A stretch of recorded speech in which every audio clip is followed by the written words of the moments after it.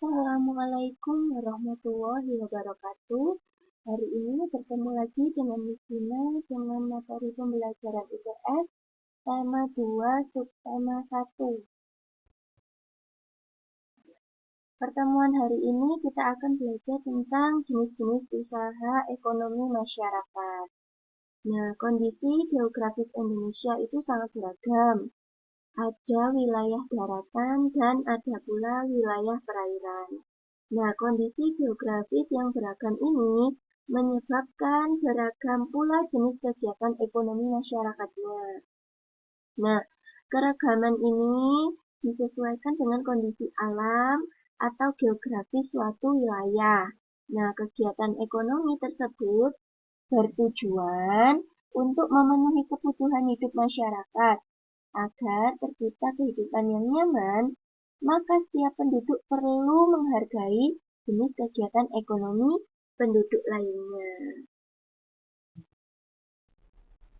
Coba kalian amati jenis kegiatan ekonomi yang ada di lingkungan daerah sekitar kalian.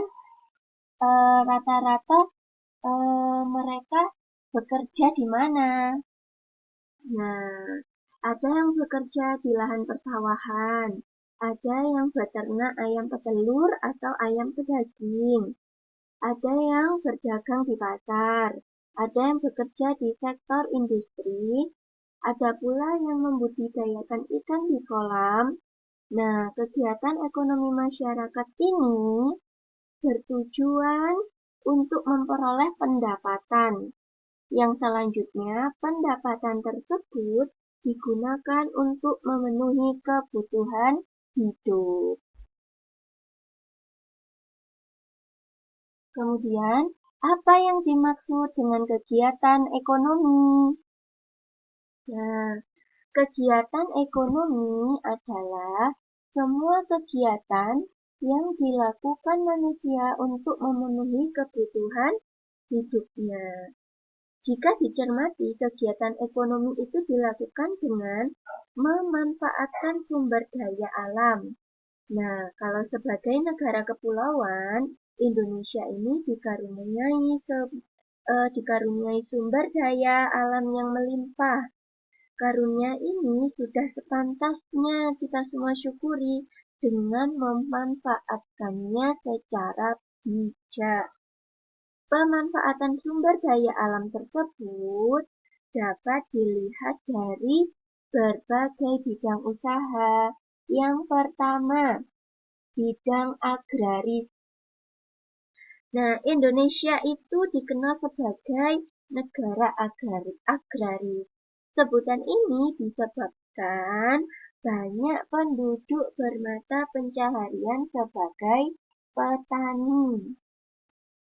Usaha agraris meliputi kegiatan pertanian dan perkebunan. Sektor usaha agraris biasanya terdapat di daerah pedesaan dan pegunungan. Berbagai jenis tanaman tumbuh subur dan menghasilkan banyak bahan pangan. Contoh hasil pertanian dan perkebunan antara lain padi, jagung, ubi, kedelai, sagu, umbi-umbian, sayuran, dan buah-buahan. Nah, selain itu, Perkebunan adalah kegiatan penanaman lahan dengan tanaman keras dengan umur lebih dari 6 bulan. Contohnya, kelapa sawit, kopi, cengkeh, teh, karet, cendana, dan kayu putih. Nah, hasil perkebunan di Indonesia ini menjadi komoditas unggulan ekspor. Selanjutnya, peternakan. Peternakan adalah kegiatan usaha budidaya hewan yang diambil hasilnya. Hasil dari peternakan itu terdiri atas daging, telur, susu, kulit, dan bulu. Nah, jenis peternakan itu dapat dibedakan sebagai berikut. Yang pertama, Peternakan hewan kecil, contohnya kelinci, kambing, domba. Kemudian peternakan hewan besar, sapi, kerbau, kuda. Peternakan unggas ada ayam, itik, burung, dan puyuh. Kegiatan peternakan itu dapat dilakukan dalam skala kecil ataupun besar. Usaha peternakan skala kecil itu biasanya dilakukan oleh penduduk. Peternakan skala besar biasanya dikembangkan oleh pihak swasta atau pengusaha dan pemerintah. Upaya yang dilakukan pemerintah antara lain memberikan bantuan bibit unggul, menyediakan pakan ternak bermutu, dan memberikan penyuluhan kepada peternak. Selanjutnya yang ketiga, perikanan. Nah, perhatikan usaha perikanan di daerah sekitarmu. Perikanan, nah di sekitarmu mungkin terdapat budaya ikan di kolam. Nah, perikanan darat dan perikanan laut. Jadi ada dua ya, Nak ya. Nah, sedangkan perikanan darat itu adalah usaha memelihara dan menangkap ikan di perairan darat. Sedangkan perikanan darat itu terdiri atas perikanan air tawar yang dilakukan di sungai, danau, rawa, waduk atau bendungan, empang, sawah, dan kolam. Sedangkan jenis ikan yang dibudidayakan adalah lele, nila, mujair, gurami, dan mas. Nah, jadi perikanan air darat itu ada perikanan air tawar dan perikanan air payau. Kalau perikanan air payau itu dilakukan di tambak di pinggir pantai. Biasanya jenis ikan yang dibudidayakan adalah ikan bandeng.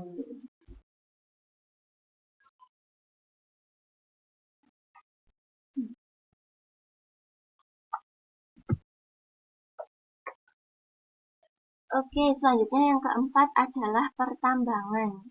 Oke, dilihat dari kondisi geologis Indonesia, wilayah Indonesia ini mengandung banyak barang tambang. Potensi barang tambang yang melimpah hendaknya dimanfaatkan bagi kemakmuran masyarakat. Barang tambang itu dapat dibedakan sebagai berikut. Yang pertama, barang tambang mineral logam. Misalnya, jadi ada yang bekerja sebagai penambang emas, perak, tembaga, timah, bauksit, dan nikel. Barang tambang mineral non-logam, contohnya belerang, bitumen, marmer, dan batu gamping. Kemudian barang tambang sumber energi, misalnya minyak bumi, batu bara, dan gas alam. Nah, barang tambang di Indonesia ini termasuk sumber daya vital. Pemanfaatannya ditujukan sebagai kemakmuran masyarakat Indonesia. Jika dieksploitasi terus-menerus, ketersediaan barang tambang akan cepat habis. Oleh karena itu, pemanfaat barang tambang dilakukan dengan bijak dan memperhatikan kelestariannya.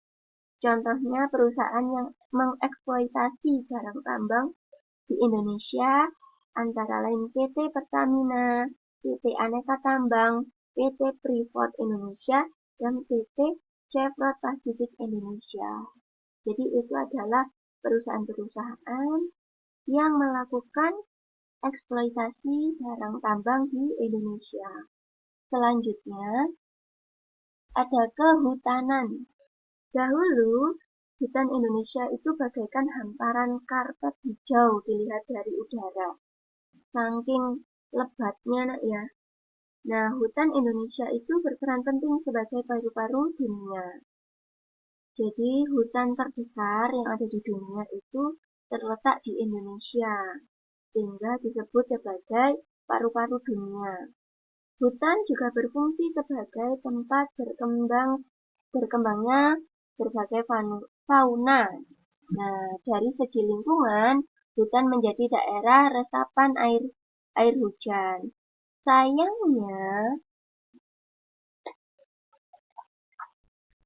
Saat ini luas hutan Indonesia semakin sempit, tidak lagi terlihat hamparan karpet hijau dari udara ketika melintasi wilayah Indonesia.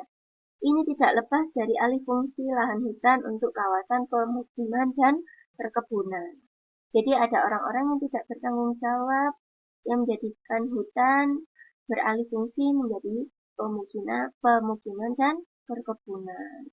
Apa akibatnya? Apa akibat dari penyempitan kawasan hutan Indonesia ini? Kondisi ini dapat menyebabkan bencana banjir bandang maupun tanah longsor.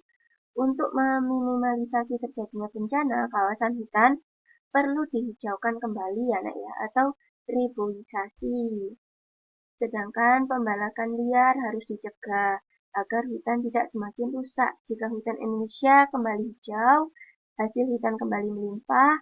Hasil hutan Indonesia antara lain kayu jati, meranti, ulin damar, dan rotan. Kemudian yang keenam adalah perdagangan. Perdagangan adalah kegiatan membeli barang dan menjualnya kembali kepada konsumen. Kegiatan perdagangan ini muncul ketika kemampuan manusia atau suatu negara menyediakan barang kebutuhan bersifat terbatas, sehingga terjadi saling ketergantungan dalam memenuhi kebutuhan. Begitu. Kemudian selanjutnya, perindustrian. Perindustrian adalah kegiatan mengubah barang mentah menjadi barang setengah jadi atau barang jadi. Jadi, misalnya ada sebuah bahan untuk menjadi sebuah obat-obatan. Jadi, barang mentah menjadi obat-obatan. Itu disebut dengan industri. Jadi, contohnya ada industri makanan dan minuman. Jadi, misalnya daging diolah menjadi burger. Nah, jadi itu industri makanan. Kemudian kosmetik, obat-obatan, dan elektronik. Elektronik misalnya di sini ada besi. Nah, diubah, diolah sehingga menjadi barang elektronik seperti itu. Oke, itu adalah materi yang bisa Miss Tina sampaikan. Silahkan mengerjakan tugas di Google Classroom dengan tanggung jawab yang tinggi. Jangan mengerjakan dengan seenaknya sendiri. Oke, Miss Tina akhiri. Wassalamualaikum warahmatullahi wabarakatuh.